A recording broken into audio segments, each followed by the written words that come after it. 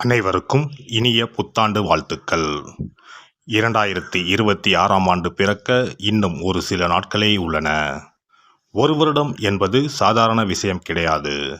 12 மாதங்களில் ஒருவரின் வாழ்க்கை மேலேயும் போகும், சரிந்து கீழேயும் போகும். 12 மாதங்களில் ஒருவரின் வாழ்க்கை தலைகீழாக கூட மாறும். அந்த வகையில் உங்கள் வாழ்க்கையில் என்ன மாதிரியான மாற்றங்கள் எல்லாம் நடக்கும், உங்களுக்கு எதில் ஏற்றம் ஏற்படும், எதில் சறுக்கல் ஏற்படும் என்று சற்று விரிவாக காண்போம். இந்த ஆண்டின் தொடக்கத்தில் கிரகநிலைகள் என எடுத்துக்கொண்டால், குடும்பஸ்தானத்தில் சந்திர பகவானும், சகோதரஸ்தானத்தில் குரு பகவானும், புத்திரஸ்தானத்தில் கேது பகவானும், பாக்கியஸ்தானத்தில் சூரியன், செவ்வாய், புதன், சுக்கிர பகவானும் உள்ளனர்.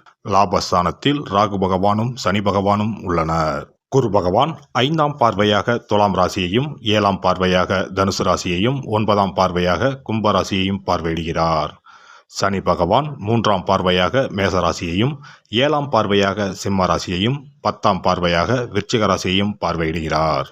இந்த கிரகங்களின் அமைப்பு மற்றும் பார்வையினால் உங்கள் வாழ்வில் ஏற்படும் சுப மற்றும் அசுப பலன் என்ன என்பதனையும், அசுப பலன் ஏற்படுமாயின் ராசிக்காரர்கள் செய்ய வேண்டிய பரிகாரம் என்ன, வழிபட வேண்டிய தெய்வம் யார் என்பதனை பற்றியும் முழுமையாக காண்போம்.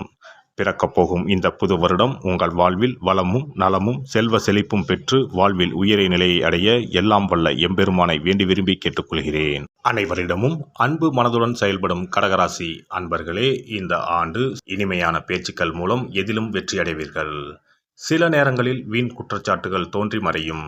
எதிலும் விவேகத்துடன் செயல்படுவது நன்மை தரும்.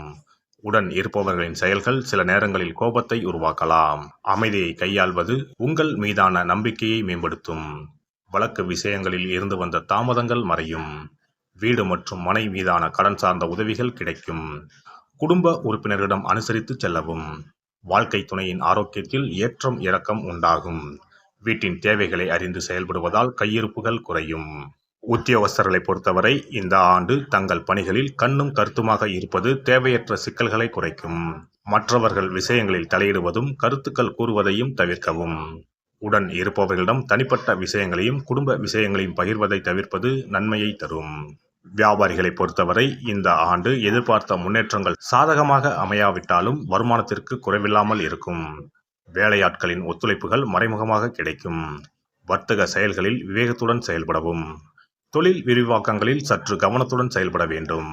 பெண்களை பொறுத்தவரை இந்த ஆண்டு சூழ்நிலை அறிந்து செயல்பட்டு நினைத்ததை முடிப்பதற்கான வாய்ப்புகளை உருவாக்கிக் கொள்வீர்கள். எதிலும் ஆர்வமின்மையுடன் செயல்படுவீர்கள். இடமாற்றம் சார்ந்த முயற்சிகள் கைகூடும்.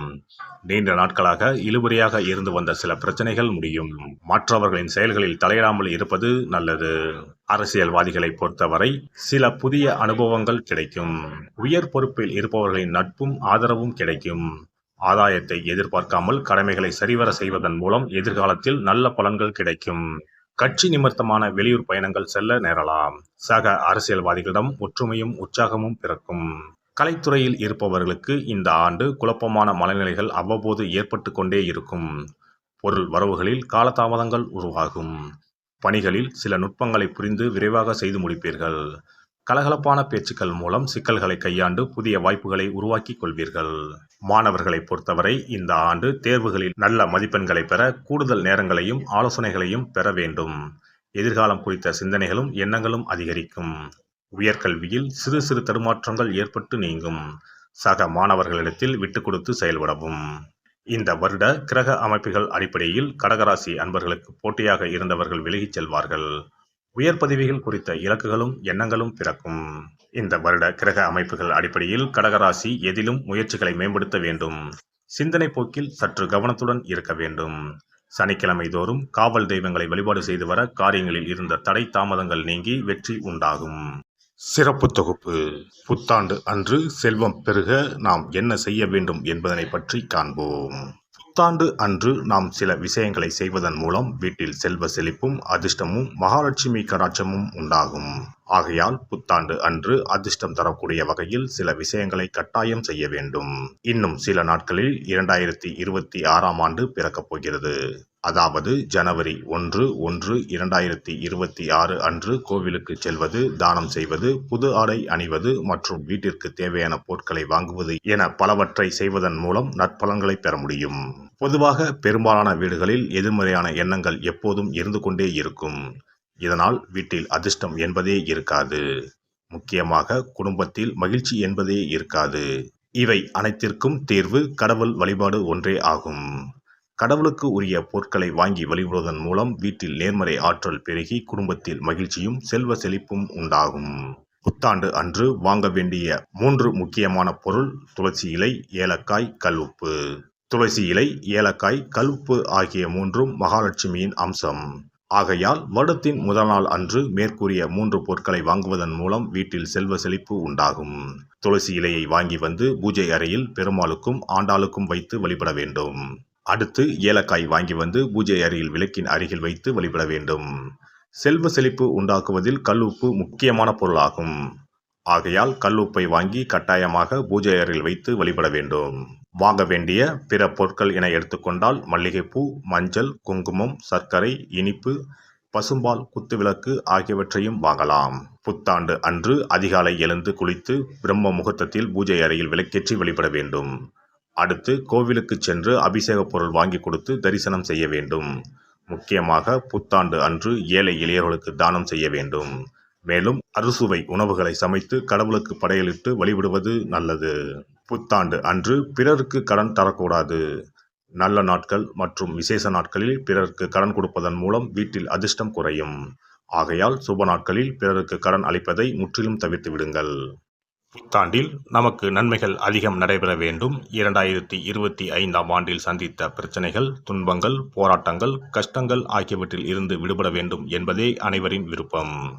புத்தாண்டு பிறப்பதற்கு முன் எந்தெந்த பொருட்களை நம்முடைய வீட்டில் இருந்து அகற்ற வேண்டும், இவற்றை வீட்டில் வைத்திருப்பதால் என்னென்ன பாதிப்புகள் ஏற்படும் என்பதையும், இவற்றை அகற்றுவதால் புத்தாண்டில் என்னென்ன நன்மைகளை பெற முடியும் என்பதை பற்றியும் தெரிந்து கொள்வோம். வீட்டில் இருந்து உடைந்த அல்லது சேதமடைந்த பொருட்களை அகற்றுவதால் அதிர்ஷ்டங்கள் ஏற்படுவதில் இருந்து விடுபடலாம். இவைகள் எதிர்மறை ஆற்றல்களை எளிதில் ஏற்கக்கூடியவையாகும். உடைந்த பொருட்கள், பழுதான சாதனங்கள், விரிசல் விழுந்த கண்ணாடி, உடைந்த நாற்காலி ஆகியவற்றை வீட்டில் இருந்து அப்புறப்படுத்திவிட்டு புதியவற்றை வாங்கலாம். நல்ல நிலையில் இருக்கும் பொருட்களாக மாற்றுவதால் வளர்ச்சி, நேர்மறை ஆற்றல்கள் ஏற்படும். பழைய துணிகள், புத்தகங்கள், பாத்திரங்கள் ஆகியவற்றை வீட்டில் இருந்து வெளியேற்றி விடலாம்.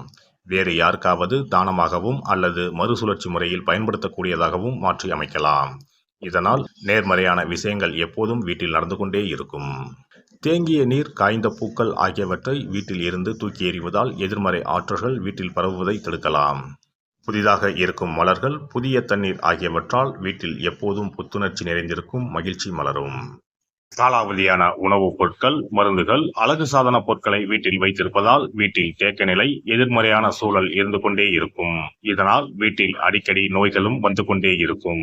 ஆரோக்கியமான சூழலை வீட்டில் உருவாக்கவும், புதிய வாய்ப்புகள், நல்ல விஷயங்கள் தேடி வருவதற்கும் காலாவதியான பொருட்களை அகற்றிவிட்டு சுத்தமான காற்று, ஆற்றல் வந்து செல்லும் வகையில் வீட்டை காற்றோட்டம் உள்ளதாக வைத்திருக்க வேண்டும். எல்லாம் வல்ல இறையருளால் நீங்களும் உங்கள் அன்பு குடும்பமும் உடல் நலம், நீலாயுள், நிறை செல்வம், உயர் புகழ், மெய்ஞானம் ஓங்கி வாழ்க வளமுடன். இந்த வீடியோ பதிவு உங்களுக்கு பிடித்திருந்தால் லைக் பண்ணுங்க, கமெண்ட் பண்ணுங்க, ஷேர் பண்ணுங்க, மறக்காம சப்ஸ்கிரைப் பண்ணுங்க, பக்கத்துல இருக்கிற பெல் பட்டனை கிளிக் பண்ணுங்க. நன்றி, வணக்கம். ஓம் நமச்சிவாய. சிவாய நம.